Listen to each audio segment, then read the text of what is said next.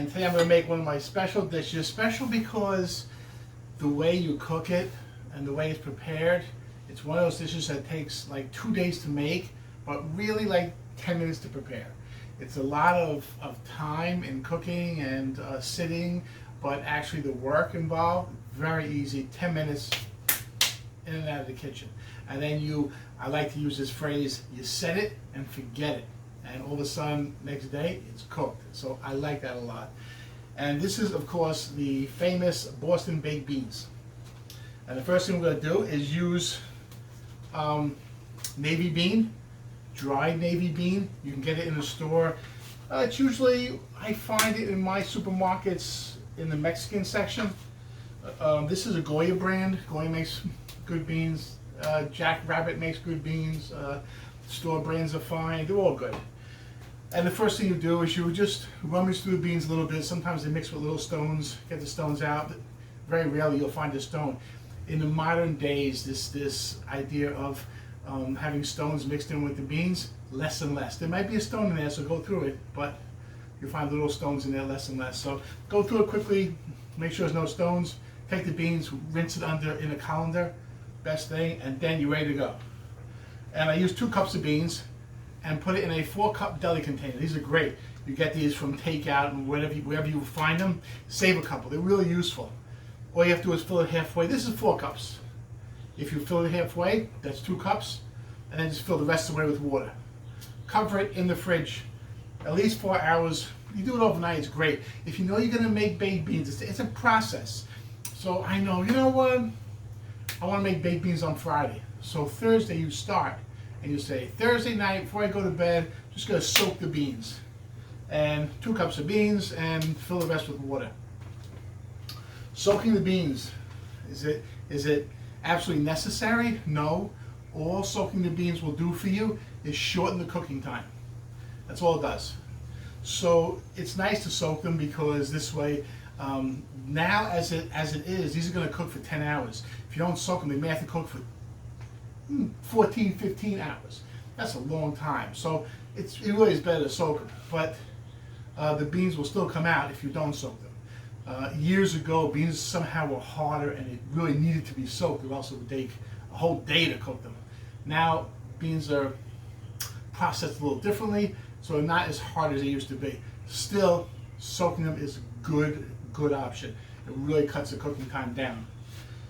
And then the rest of the ingredients. And the rest of the ingredients is kind of like a barbecue sauce, in that it's sweet and savory and very flavorful and very simple. And here's all you do. First you take onions, about 1 onion chopped up nice and fine. It's for flavor. I don't want the real chunks of onion in there. It's just really for flavor. So you take an onion, chop it up. Green pepper, chop that up. You can put this in a food processor and pulse it to chop it. It doesn't have to be that perfect chop. Okay, and then this is like part of your aromatic vegetables, along with 2 cloves of garlic. So you have an onion, you have a green pepper, and you have 2 cloves of garlic. That's your aromatic vegetables. And then your flavoring is going to be molasses. And the reason why you put molasses in there, well, it's flavor, sure, but molasses does something else to baked beans. There's a chemical reaction between molasses and baked beans that prevents the baked bean from really getting soft. It'll still get soft, but it'll take a long time. That's why baked beans need to cook for a while. And I like that. I like that because the longer it cooks, the more the flavors kind of meld together and you get that great flavor. When you eat a baked bean, barbecue baked beans or Boston baked beans, you taste it and you can't really taste an individual flavor. It's has all come together because it's a slow, very deliberate, very slow cooking process. You're just putting everything together and you put it on a low fire and you're cooking it for hours. And the reason why you have to do that is because you add the molasses. The reaction between the molasses and the beans makes it that the beans don't cook fast at all. They need a long, slow cooking process. So that's why molasses is kind of good for this, for baked beans. Also, you need like that sweet and savory going on. So I use brown sugar. Brown sugar is about 1/4 cup. And a good tablespoon of mustard. Here I'm using a deli mustard. It's hearty, it's a good flavored mustard. I don't need a spicy mustard, but I do like a good hearty mustard, and that's what the good deli mustard will do. And Worcestershire, once again, if you've seen some of the other videos, I used Worcestershire before. I love the flavor. Worcestershire has some anchovies in it. It's not totally vegan. You can buy vegan Worcestershire, but you have to really look for it. And I don't have the time to look for it. It's almost lunchtime, starting to get a little hungry. So I want to make this, put it in the pot, set it, forget it, go eat some lunch. So I don't have time to go shopping around for one ingredient. This is available in every supermarket. This happens to be a low sodium Worcestershire, which I found in my local supermarket. It's fine. The amount of anchovies is very, very minute in here. Maybe you're eating proportion, maybe 1/50th of one anchovy. It's a very small amount. So I can add that. And then, of course, ketchup. I've seen a couple of recipes that don't have ketchup. I like the tomato base. I like the ketchup. Ketchup gives you a sweet and sour, like a barbecue kind of thing, kind of taste. But also it adds that tomato, a little umami in there. So it gives a lot of flavor too. So you got that sweet, the sour, the flavor, and the color too as well. That's good. Now this. Traditionally, there's some bacon in baked beans. It gives a great smokiness, a great saltiness. Salt, we'll just add salt, and we'll add a little vegetable broth later. That'll give us a saltiness. That's no problem. For the smokiness, I simply use a little liquid smoke. I kind of get away with that. Look, if you're not opposed to adding bacon, you can add some bacon. Sometimes we'll just have the baked beans cooking in a crock pot, and you just put some bacon on top, and the bacon kind of melt into the baked beans. But now you're adding a lot of fat and meat, and maybe you don't want to do that. So you can do it without the bacon, make it vegetarian, and actually it would be vegan if it wasn't for the anchovy. And a few drops of the smoke, perfect. And you need maybe 1/4 teaspoon, so just a few drops. Good enough. Of course, you need a little salt. I'm going to add about 2 teaspoons of salt. Salt I'm using is kosher salt. 1 teaspoon, 2 teaspoons, good. And black pepper, always fresh ground black pepper. I use this little disposable black pepper. It's great. I don't want to get a whole big pepper mill because they seem to break. I have it for 6 months and then boom, it's broken. So I have to go buy another one. So what I like to do is just buy this. It's disposable. Lasts me about 6 months. I throw it away. Get another one. They're cheap. They're good. They work. Cracked black pepper. If it's fresh, it's going to be really good. Great flavor. Once you crack it, it starts to lose its punch. And so I would definitely, instead of buying ground black pepper, I would invest in, it's a little more expensive than buying ground black pepper, but at the same time, it's really good to use. And now this is just you see, it's just like a paste of a mixture here.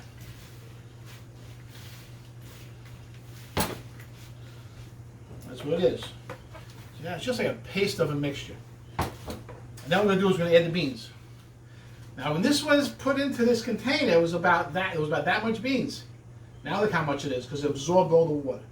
Now, if you want, instead of using water, you can actually I would use cold, because you're going to soak it overnight.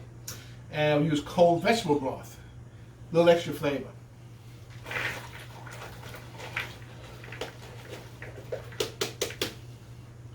And that's it. This is your basic mixture for the baked beans.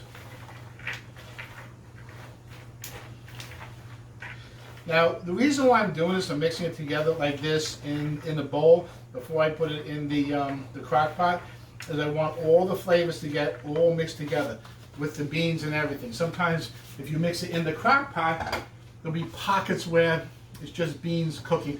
I want the flavor to get into the bean.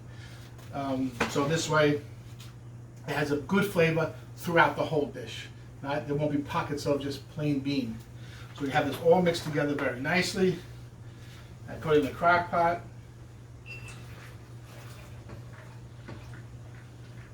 Now these beans are going to absorb more water, more moisture.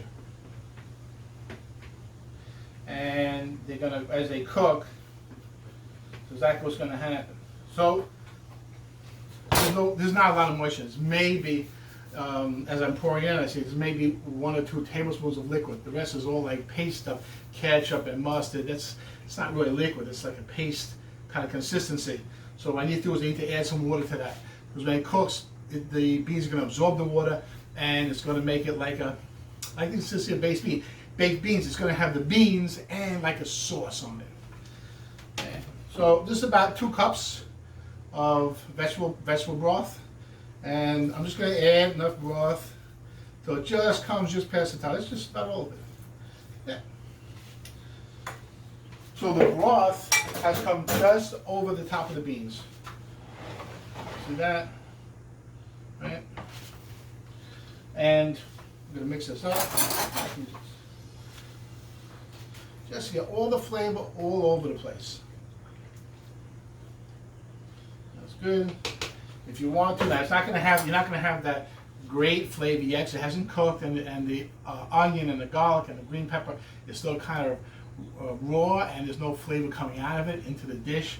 But you can just give it a little taste, and you can see that it's going to have a nice flavor. Okay, and then you just simply cover it. You set it on low. It's on low, and forget about it. Low will be about 10 to 12 hours. On high will be 4 to 6 hours. So you make it what you want. Sometimes it's cold, and I start it with cold. Some people will take it and put it on the stove and bring it to a boil and then put it in. But if it's cold, the flavors start to leach out of the ingredients into the beans, and as it gets warmed up, then it starts to cook and develop flavors. If you put it in here and it's hot, the flavors kind of get stuck inside their own food. So the flavor of the pepper is in the pepper, the flavor of the onion is in the onion. It doesn't leach out. If you put it in cold water, it just kind of leaches out into the water, and then it starts to cook and starts to permeate the whole dish. So I like to start with cold, and you can even start on high, come back in an hour or 2, and then put it on low for 10 hours. That's fine, and it's delicious. And that's it. Now just let it sit for 10 hours. Go do your thing, whatever you gotta do. Sometimes I'll set this up, go to bed, wake up in the morning, and it's done. It's great. So you set it up for your time, and it works. Okay.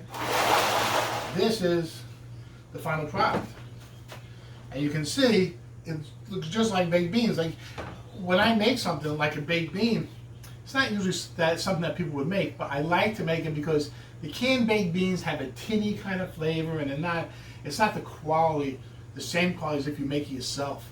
So I like to make baked beans, and you see it's very easy. And when you taste the canned baked bean, you taste it and you say, it's good. Okay. When you taste this, perfect consistency, nice color, and you taste it, delicious. One of the things that's so great is that beans are not as mushy as canned beans. When they make baked beans and put them in cans, they really cook them till they're absolutely mush. These have a very little, not a lot, but very little bit of bite left to them. So it's not, I like the texture of it. It's great. It's like a fresh flavor. You eat canned beans, it's got the flavor, but it's kind of distant. It's kind of rounded out. It's kind of doesn't have that snap to it. Doesn't have that freshness to it. You make it yourself, and you have that freshness to it. It's great. Listen, beans could be like a breakfast or a lunch, just like beans and a good piece of bread, or let's say a piece of pumpernickel bread is classic. How about a pumpernickel bagel? Toasted, some beans on the sides, fantastic. In certain parts of the world, beans are really part of breakfast. Okay? If not, how about for lunch? Okay? How about like a grilled vegan hot dog or grilled vegan hamburger with a side of beans? Don't even need a roll, just grill it and put it on top of the beans and eat it up. It's fantastic. Beans are very versatile. You can eat it with almost anything. It's for dinner, as a side dish, forget it. It's fantastic. My name's Chef Dan. This has been Farm Fresh Cooking, the Farm Fresh Cooking Club. This has been baked beans today, one of my favorite dishes. Set it, forget it, enjoy it.